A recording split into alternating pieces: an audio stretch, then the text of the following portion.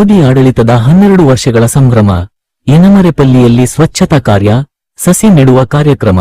ಶ್ರೀನಿವಾಸಪುರ ತಾಲ್ಲೂಕಿನ ಯನಮರೆಪಲ್ಲಿ ಗ್ರಾಮದ ಪಂಚಮುಖಿ ಆಂಜನೇಯ ಸ್ವಾಮಿ ದೇವಸ್ಥಾನ ಆವರಣದಲ್ಲಿ ಪ್ರಧಾನಿ ನರೇಂದ್ರ ಮೋದಿ ಅವರ ಆಡಳಿತದ 12 ವರ್ಷಗಳ ಸಾಧನೆಯನ್ನು ಸ್ಮರಿಸುವ ಅಂಗವಾಗಿ ಬಿಜೆಪಿ ವತಿಯಿಂದ ಸ್ವಚ್ಛತಾ ಕಾರ್ಯ, ಸಸಿ ನೆಡುವ ಕಾರ್ಯಕ್ರಮ ಹಾಗೂ ವಿಶೇಷ ಪೂಜೆಗಳನ್ನು ಆಯೋಜಿಸಲಾಯಿತು. ಕಾರ್ಯಕ್ರಮಕ್ಕೆ ಚಾಲನೆ ನೀಡಿ ಮಾತನಾಡಿದ ಬಿಜೆಪಿ ಮಂಡಲ ಅಧ್ಯಕ್ಷ ರೋಣೂರು ಚಂದ್ರಶೇಖರ್, ಮೋದಿ ಅವರ ನಾಯಕತ್ವದಲ್ಲಿ ಭಾರತ ಅಭಿವೃದ್ಧಿ, ಭದ್ರತೆ ಹಾಗೂ ಜನಕಲ್ಯಾಣದ ಕ್ಷೇತ್ರಗಳಲ್ಲಿ ಮಹತ್ವದ ಸಾಧನೆ ಮಾಡಿದೆ ಎಂದು ಹೇಳಿದರು. ನಿಕಟಪೂರ್ವ ಜಿಲ್ಲಾ ಅಧ್ಯಕ್ಷ ಡಾ ವೇಣುಗೋಪಾಲ್ ಮಾತನಾಡಿ, ಜನ್ ಧನ್, ಆಯುಷ್ಮಾನ್ ಭಾರತ್, ಉಜ್ವಲ, ಜಲ್ ಜೀವನ ಮಿಷನ್ ಹಾಗೂ ಕಿಸಾನ್ ಸಮ್ಮಾನ್ ನಿಧಿ ಸೇರಿದಂತೆ ಹಲವು ಯೋಜನೆಗಳು ಜನರ ಜೀವನಮಟ್ಟ ಸುಧಾರಿಸಲು ನೆರವಾಗಿವೆ ಎಂದು ತಿಳಿಸಿದರು. ಬಿಜೆಪಿ ಕಾರ್ಯಕರ್ತರು ದೇವಸ್ಥಾನ ಆವರಣದಲ್ಲಿ ಸ್ವಚ್ಛತಾ ಕಾರ್ಯ ನಡೆಸಿ ಸಸಿ ನೆಡುವ ಮೂಲಕ ಪರಿಸರ ಸಂರಕ್ಷಣೆಯ ಸಂದೇಶ ಸಾರಿದರು. ಬಳಿಕ ವಿಶೇಷ ಪೂಜೆ ಸಲ್ಲಿಸಲಾಯಿತು. ಕಾರ್ಯಕ್ರಮದಲ್ಲಿ ರಾಜ್ಯ ರೈತ ಕಾರ್ಯದರ್ಶಿ ಲಕ್ಷ್ಮಣಗೌಡ, ಪ್ರಧಾನ ಕಾರ್ಯದರ್ಶಿ Shettihalli Nagabhushan, booth level agent 1 Nagaraju Reddy, SC Morcha ಅಧ್ಯಕ್ಷ ಚೊಕ್ಕನಹಳ್ಳಿ ನಾರಾಯಣಸ್ವಾಮಿ, ಎಸ್ಸಿ ಮೋರ್ಚಾ ಪ್ರಧಾನ ಕಾರ್ಯದರ್ಶಿ ಸಿಎಂ ವೆಂಕಟಾಚಲಪತಿ ಸೇರಿದಂತೆ ಬಿಜೆಪಿ ಮುಖಂಡರು, ಪದಾಧಿಕಾರಿಗಳು, ಕಾರ್ಯಕರ್ತರು ಹಾಗೂ ಸಾರ್ವಜನಿಕರು ಭಾಗವಹಿಸಿದ್ದರು. ನರೇಂದ್ರ ಮೋದಿಜಿಗೆ ಜೈ, ಭಾರತೀಯ ಜನತಾ ಪಕ್ಷಕ್ಕೆ ಜೈ. ಪ್ರೀತಿಯ ಶ್ರೀನಿವಾಸಪುರದ ಜನತೆ ಮತ್ತು ಇಡೀ ಕೋಲಾರ ಕರ್ನಾಟಕ ರಾಜ್ಯದ ಜನತೆ, ಇಡೀ ಭಾರತದಾದ್ಯಂತ ನರೇಂದ್ರ ಮೋದಿಜಿಯವರ ಇವಾಗ 12 ವರ್ಷ ಮುಗಿಸಿ 13ನೇ ವರ್ಷಕ್ಕೆ ಪಾದಾರ್ಪಣೆ ಮಾಡಿದ ಸಂದರ್ಭದಲ್ಲಿ ನಮ್ಮ ಪಂಚಮುಖಿ ಆಂಜನೇಯ ಸ್ವಾಮಿ ದೇವಸ್ಥಾನದಲ್ಲಿ ಪೂಜನೆ ಅರ್ಚನೆ ಎಲ್ಲ ಮುಗಿಸಿ ಗಿಡಗಳನ್ನು ನೆಟ್ಟು ಈ ದಿನ ವೈಭವದ ನರೇಂದ್ರ ಮೋದಿಜಿಯವರ 12 ವರ್ಷಗಳ ಸಾಧನೆಗಳನ್ನು ನಿಮ್ಮ ಮುಂದಿಡಲು ಈ ದಿನ ಇಡೀ ನಮ್ಮ ದೇಶವನ್ನು ನೋಡ್ತಾ ಇದೆ. 13 ವರ್ಷ ಮುಗಿಸಿದರೆ ಎಲ್ಲ ಪ್ರಧಾನಿಗಳಿಗಿಂತ ಹೆಚ್ಚಿನ ದಿನ ಕಾರ್ಯವನ್ನು ರೂಪಿಸಿರ್ತಕ್ಕಂಥ ಏಕೈಕ ನಾಯಕ ನರೇಂದ್ರ ಮೋದಿಜಿಯವರು. ಇವರು ಭಾರತದಲ್ಲಿ ಇಡೀ ಪ್ರಪಂಚ ನಮ್ಮ ಕಡೆ ನೋಡೋ ರೀತಿ ಮಾಡಿದಂಥ ಒಬ್ಬ ಮಹಾನ್ ವ್ಯಕ್ತಿ. 140 ಕೋಟಿ ಜನತೆಯ ಒಂದು ಆಶಾ ಕಿರಣ. ಆ ಒಬ್ಬ ನಾಯಕರ ಒಂದು 12 ವರ್ಷಗಳನ್ನು ಮುಗಿಸಿ 13ನೇ ವರ್ಷದ ಪಾದಾರ್ಪಣೆ ಮಾಡಿದಂಥ ಸಂದರ್ಭದಲ್ಲಿ ಈ ದಿನ ನಾವು ಸಂತೋಷವನ್ನು ಇಡೀ ತಾಲೂಕಿನಾದ್ಯಂತ ಆಚರಿಸ್ಕೋತಾ ಇದ್ದೀವಿ. ಈ ಸಂದರ್ಭದಲ್ಲಿ ನಿಮ್ಮನ್ನು ಉದ್ದೇಶಿಸಿ ನಮ್ಮ ಜಿಲ್ಲೆಯ ನಾಯಕರಾಗಿರ್ತಕ್ಕಂಥ ಡಾಕ್ಟರ್ ವೇಣುಗೋಪಾಲ್ ರವರು ಇನ್ನು ಹೆಚ್ಚಿನ ವಿಷಯಗಳನ್ನು ನಿಮ್ಮ ಗಮನಕ್ಕೆ ತರಲಿದ್ದಾರೆ.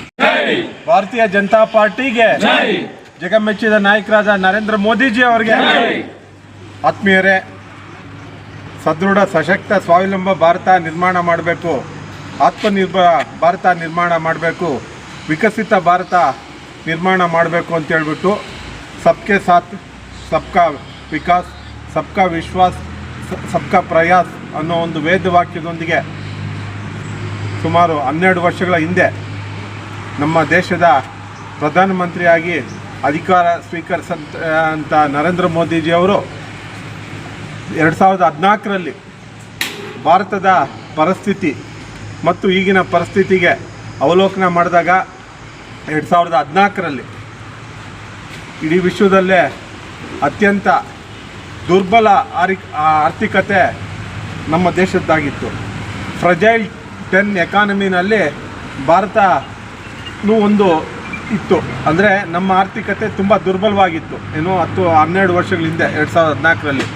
ಈಗ 12 ವರ್ಷಗಳ ಅವಧಿಯಲ್ಲಿ ನರೇಂದ್ರ ಮೋದಿಜಿಯವರು ದೇಶಕ್ಕೆ ಕೊಟ್ಟಿರ್ತಕ್ಕಂಥ ಕೊಡುಗೆಗಳ ಮುಖಾಂತರ ಇವತ್ತು ನಮ್ಮ ಆರ್ಥಿಕತೆ ಇಡೀ ವಿಶ್ವದಲ್ಲೇ 3ನೇ ಸ್ಥಾನದಲ್ಲಿದೆ. ನಮ್ಮ GDP ಗ್ರೋತು ಪ್ರಪಂಚದಲ್ಲೇ ಅತಿ ವೇಗವಾಗಿ ಬೆಳೀತಾ ಇರ್ತಕ್ಕಂಥ GDP ಗ್ರೋತು ನಮ್ಮ ಭಾರತ ರಾಷ್ಟ್ರದ್ದಾಗಿದೆ. ಅಮೇರಿಕಾದಾಗಲಿ, ಬ್ರಿಟನ್ದಾಗಲಿ, ಚೈನಾದಾಗಲಿ ಎಲ್ಲ ದೇಶಗಳಿಗಿಂತ ಹೋಲಿಕೆ ಮಾಡಿದಾಗ ನಮ್ಮ ಆರ್ಥಿಕತೆ ತುಂಬ ಸದೃಢವಾಗಿ ವೇಗವಾಗಿ ಬೆಳೀತಾ ಇದೆ.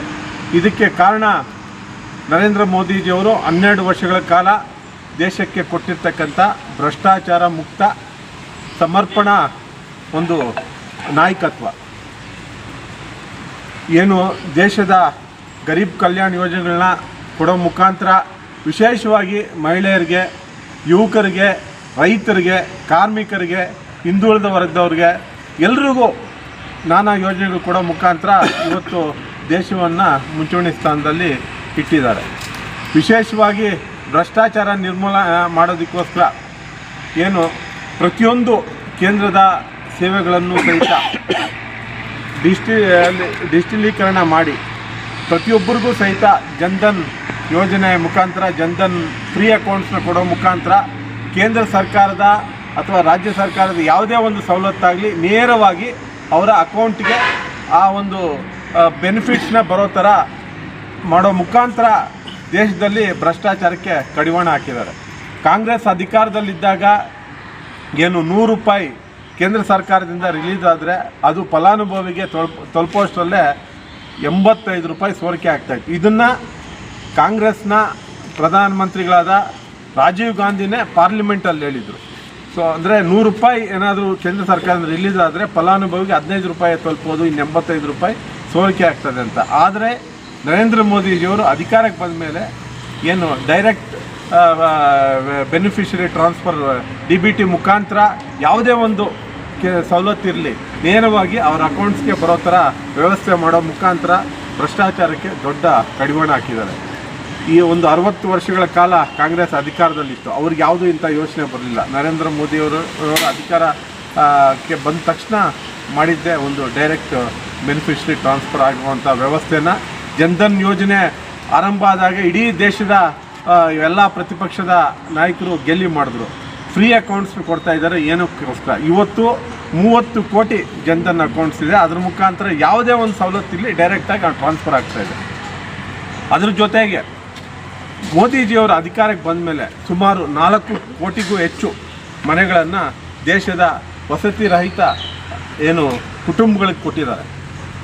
ಮತ್ತು ಸುಮಾರು 10 ಕೋಟಿಗೂ ಹೆಚ್ಚು ಶೌಚಾಲಯಗಳನ್ನು ನಿರ್ಮಾಣ ಮಾಡಿ ನಮ್ಮ ದೇಶದ ಒಂದು ಶುಚಿತ್ವ, ವಿಶೇಷವಾಗಿ ಆರೋಗ್ಯ, ಜನರ ಆರೋಗ್ಯ ಕಾಪಾಡೋದಕ್ಕೆ ವಿಶೇಷವಾದ ಒಂದು ಒತ್ತನ್ನು ಕೊಟ್ಟಿದ್ದಾರೆ.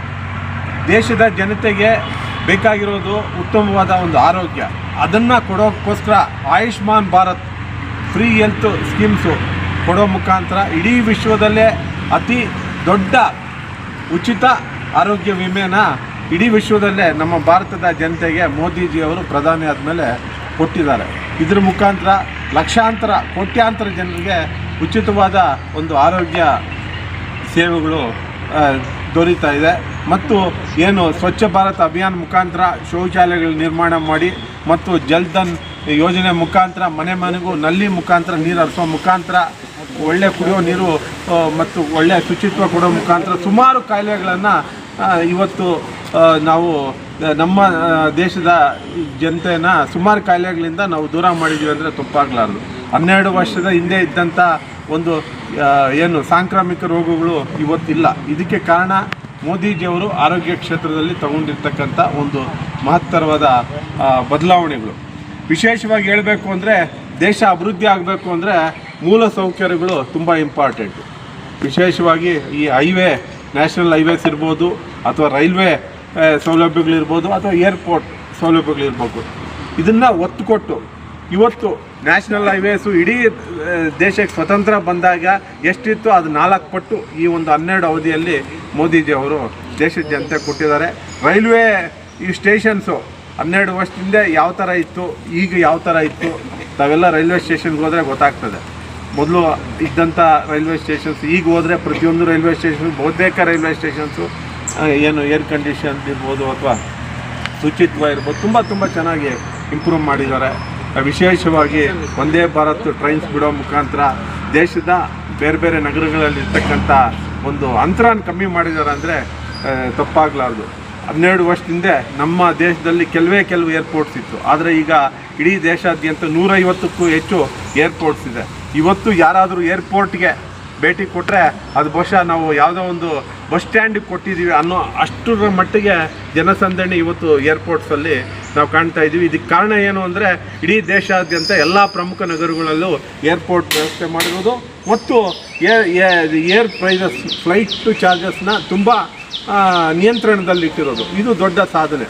ಅದ್ರ ಜೊತೆಗೆ ರೈತರಿಗೋಸ್ಕರ ಕೃಷಿ ಸನ್ಮಾನ್ ಯೋಜನೆ ಮುಖಾಂತರ ಪ್ರತಿಯೊಬ್ಬ ರೈತನಿಗೂ ಸಹಿತ ಯಾರ್ಯಾರಿಗೆ ಏನು ಸಣ್ಣ ಪ್ರಮಾಣದ ಜಮೀನಿದೆ ಅವರಿಗೆ ನೇರವಾಗಿ ವರ್ಷಕ್ಕೆ 6,000 ರೂಪಾಯಿ ಅವರ ಅಕೌಂಟ್ಸ್ಗೆ ನಿರಂತರವಾಗಿ ಏನು ಡೆಬಿಟ್ ಕ್ರೆಡಿಟ್ ಆಗೋದ್ರ ಮುಖಾಂತರ ಅವರ ಅಕೌಂಟ್ಗೆ ಟ್ರಾನ್ಸ್ಫರ್ ಆಗೋ ಮುಖಾಂತರ ರೈತರಿಗೆ ಒಂದು ಆರ್ಥಿಕ ಸಬಲತೆಯನ್ನು ಕೊಟ್ಟಿದ್ದಾರೆ. ರಸಗೊಬ್ಬರಗಳ ಬೆಲೆನೂ ಸಹಿತ ಸಬ್ಸಿಡಿ ಕೊಡೋ ಮುಖಾಂತರ ನಿಯಂತ್ರಣದಲ್ಲಿಟ್ಟಿದ್ದಾರೆ. ಉತ್ತಮ ಗುಣಮಟ್ಟದ ಬೀಜಗಳು ಪ್ರತಿಯೊಬ್ಬರಿಗೂ ಸಿಗೋ ಥರ ವ್ಯವಸ್ಥೆ ಮಾಡಿದ್ದಾರೆ. ಈ ಥರ ಪ್ರತಿಯೊಂದು ಕ್ಷೇತ್ರದಲ್ಲೂ ಅಮೋಘವಾದ ಸಾಧನೆ ಮಾಡಿದ್ದಾರೆ. ವಿಶೇಷವಾಗಿ ದೇಶದ ಭದ್ರತೆ ವಿಷಯದಲ್ಲಿ ಬಂದಾಗ ಆಂತರಿಕ ಗಲಭೆಗಳು ಬಹುಶಃ ಈ 12 ವರ್ಷದಲ್ಲಿ ಯಾವುದೇ ಒಂದು ಆಂತರಿಕ ಗಲಭೆಗಳಾಗಲಿ ಭಯೋತ್ಪಾದಕ ಚಟುವಟಿಕೆಗಳಾಗಲಿ ಎಲ್ಲೂ ಅಷ್ಟರ ಮಟ್ಟಿಗೆ ದೇಶದಲ್ಲಿ ಕಾಣಿಸ್ಕೊಂಡಿಲ್ಲ. ಇದಕ್ಕೆ ಕಾರಣ ಏನು ಅಂದರೆ ದೇಶದ ಒಂದು ದೃಢ ನಾಯಕತ್ವ. ಅದ್ರ ಜೊತೆಗೆ ನಮ್ಮ ಅಂತಾರಾಷ್ಟ್ರೀಯ ಗಡಿಗಳು ಸಹಿತ ಮೊದಲು ಕಂಪೇರ್ ಮಾಡಿದ್ರೆ ತುಂಬ ಸೇಫ್ಟಿಯಾಗಿ ಯಾವುದೇ ಒಂದು ನುಸುಳುಕೋರರು ದೇಶಕ್ಕೆ ಎಂಟ್ರಿ ಆಗದಿರ, ಭಯೋತ್ಪಾದಕರು ದೇಶಕ್ಕೆ ಎಂಟ್ರಿ ಆಗದಿರ ವಿಶೇಷವಾದ ಮುತುವರ್ಜಿನ ನಮ್ಮ ಮೋದಿ ನಾಯಕತ್ವ ದೇಶದ ಜನತೆ ಕೊಟ್ಟಿದೆ. ವಿಶೇಷವಾಗಿ ನಮ್ಮ ಸೈನಿಕರ ಒಂದು ಹಿತದೃಷ್ಟಿಯಿಂದ ಅವರಿಗೆ ಬುಲೆಟ್ ಪ್ರೂಫ್ ಜಾಕೆಟ್ಸ್ ಇರ್ಬೋದು ಅಥವಾ ಅತ್ಯಾಧುನಿಕ ಯಂತ್ರಗಳಿರ್ಬೋದು, ಇದನ್ನೆಲ್ಲ ಕೊಟ್ಟಿದ್ದಾರೆ. ವಿಶೇಷವಾಗಿ 12 ವರ್ಷದ ಹಿಂದೆ ನಮ್ಮ ರಕ್ಷಣಾ ಸಾಮಗ್ರಿಗಳನ್ನು ಬೇರೆ ಬೇರೆ ರಾಷ್ಟ್ರಗಳಿಂದ ನಾವು ರಫ್ತು ಮಾಡ್ಕೊತಾ ಇದ್ವಿ. ಆದರೆ ಏನು ಇವತ್ತಿನ ಒಂದು ಪರಿಸ್ಥಿತಿನಲ್ಲಿ ಮೇಕ್ ಇನ್ ಇಂಡಿಯಾ ಕಾನ್ಸೆಪ್ಟಲ್ಲಿ ಬಹುತೇಕ ನಮ್ಮ ರಕ್ಷಣಾ ಸಾಮಗ್ರಿಗಳನ್ನು ನಾವೇ ಉತ್ಪಾದನೆ ಮಾಡ್ತಾ ಇದ್ದೀವಿ ಮತ್ತು ಬೇರೆ ಬೇರೆ ದೇಶಗಳಿಗೆ ಇವತ್ತು ನಾವು ರಫ್ತು ಮಾಡುವಂಥ ಹಂತಕ್ಕೆ ಇವತ್ತು ನಾವು ಹೋಗಿದ್ದೀವಿ.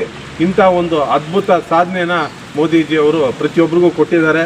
ವಿಶೇಷವಾಗಿ ದೇಶದ ಮತ್ತೊಂದು ಪಿಡುಗು ಏನು ಅಂದರೆ ನಿರುದ್ಯೋಗ, ಯುವಕರಿಗೆ ಉದ್ಯೋಗ ಕೊಡೋಂಥ ದೃಷ್ಟಿಯಲ್ಲಿ ಸುಮಾರು ಏನು ಸ್ಕಿಲ್ ಇಂಡಿಯಾ ಅಂತ ಒಂದು ಸ್ಕೀಮ್ ಡೆವಲಪ್ ಮಾಡಿ ಬೇರೆ ಬೇರೆ ಒಂದು ಕ್ಷೇತ್ರಗಳಲ್ಲಿ ವಿಶೇಷವಾದ ಒಂದು ತರಬೇತಿಯನ್ನು ಯುವಕರಿಗೆ ಕೊಟ್ಟು ಅವರದೇ ಒಂದು ಸ್ವಂತ ಉದ್ಯಮ ಸ್ಥಾಪನೆ ಮಾಡೋದಕ್ಕೋಸ್ಕರ ಮುದ್ರಾ ಯೋಜನೆ ಅಡಿಯಲ್ಲಿ ಸ್ಥಾಪನೆ ಮಾಡೋದಕ್ಕೋಸ್ಕರ ಯಾವುದೇ ಒಂದು ಗ್ಯಾರಂಟಿ ಇಲ್ದಿರ ಬ್ಯಾಂಕ್ಗಳ ಮುಖಾಂತರ ಲೋನ್ ಕೊಡೋ ಮುಖಾಂತರ ನಾನಾ ಯೋಜನೆಗಳನ್ನು ಯುವಕರಿಗೆ ಕೊಟ್ಟಿದ್ದಾರೆ. ಉದ್ಯೋಗಾವಕಾಶ ಸೃಷ್ಟಿ ಮಾಡಿದ್ದಾರೆ.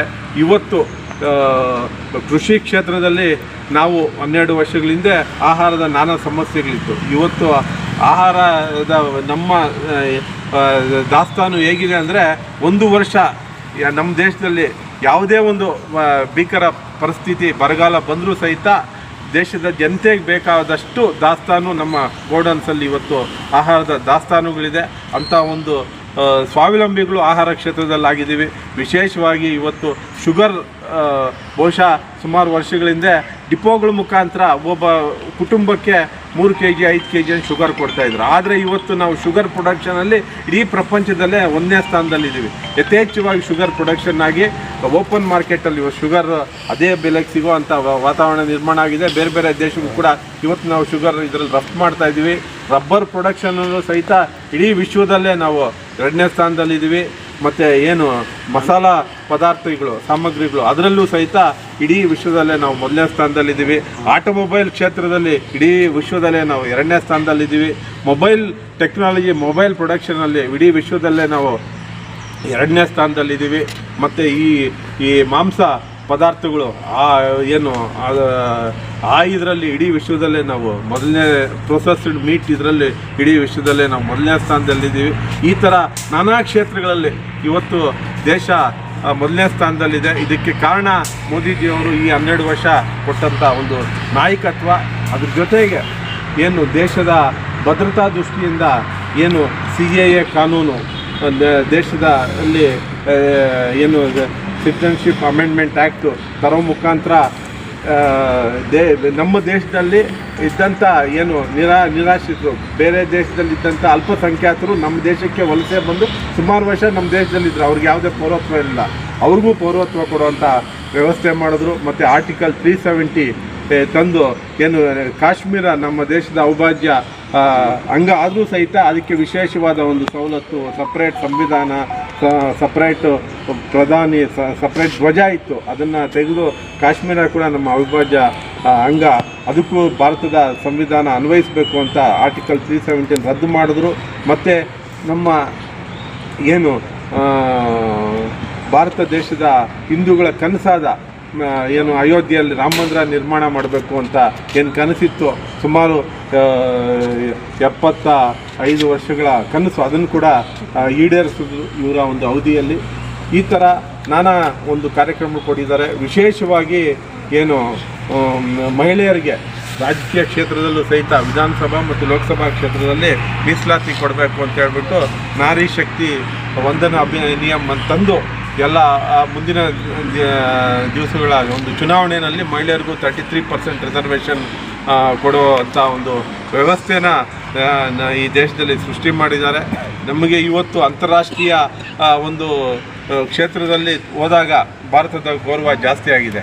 ಅದಕ್ಕೆ ನಿದರ್ಶನ ಏನು ಅಂದರೆ G20 ಸಮ್ಮಿಟ್ಟು, ಇಡೀ G20 ಸಮ್ಮಿಟ್ಟು ನಮ್ಮ ದೇಶದ ದೆಹಲಿನಲ್ಲಿ ಆಯಿತು, ತುಂಬ ಯಶಸ್ವಿಯಾಗಿ ಆಯಿತು. ಸೊ ಬೇರೆ ಬೇರೆ ಅಂತಾರಾಷ್ಟ್ರೀಯ ಒಂದು ಫೋರಮ್ಸಲ್ಲಿ ಇವತ್ತು ಭಾರತ ಅದರ ಒಂದು ನಾಯಕತ್ವ ತಗೊಂಡು ಇವತ್ತು ವಿಶ್ವಗುರುವಿನ ಸ್ಥಾನದಲ್ಲಿ ಹೊರಹೊಮ್ತಾ ಇದೆ. ಇದಕ್ಕೆಲ್ಲ ಕಾರಣ ಮೋದಿಜಿಯವರು ನಿರಂತರವಾಗಿ 12 ವರ್ಷಗಳ ಕಾಲ ಒಂದೇ ಒಂದು ದಿವಸ ರಜಾ ತಗೊಂಡಿರ ದಿನಕ್ಕೆ 18 ಗಂಟೆಗಳ ಕಾಲ ದೇಶದ ಸೇವೆಯನ್ನು ಮಾಡ್ತಾ ಇದ್ದಾರೆ. ಅದರ ಎಲ್ಲ ಫಲಾನುಭವಿಗಳು ಭಾರತೀಯರಾಗಿದ್ದೀವಿ. ಇಂಥ ಒಂದು ಸಂದರ್ಭದಲ್ಲಿ ನಮ್ಮ ಮೋದಿಜಿಯವರು 12 ವರ್ಷ ತುಂಬಿ 13ನೇ ವರ್ಷಕ್ಕೆ ಕಾಲಿಡ್ತಾ ಇದ್ದಾರೆ. ಅವರ ಅಧಿಕಾರ ಈ ಒಂದು 12 ವರ್ಷದಲ್ಲಿ ಒಂದೇ ಒಂದು ಕಪ್ಪು ಚುಕ್ಕೆ ಎಲ್ಲೂ ಸಿಗಲ್ಲ. ಭ್ರಷ್ಟಾಚಾರ ರಹಿತ ಆಡಳಿತನ ದೇಶದ ಜನತೆ ಕೊಟ್ಟಿದ್ದಾರೆ. ಭಾರತದ ಘನತೆ ಇಡೀ ವಿಶ್ವದಲ್ಲೇ ತುಂಬ ಉತ್ತುಂಗ ಸ್ಥಾನದಲ್ಲಿದೆ.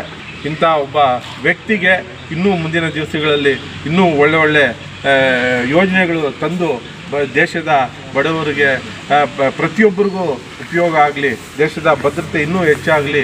2047ಕ್ಕೆ ನಾವು ಸ್ವತಂತ್ರ ಬಂದು 100 ವರ್ಷಗಳಾಗ್ತದೆ.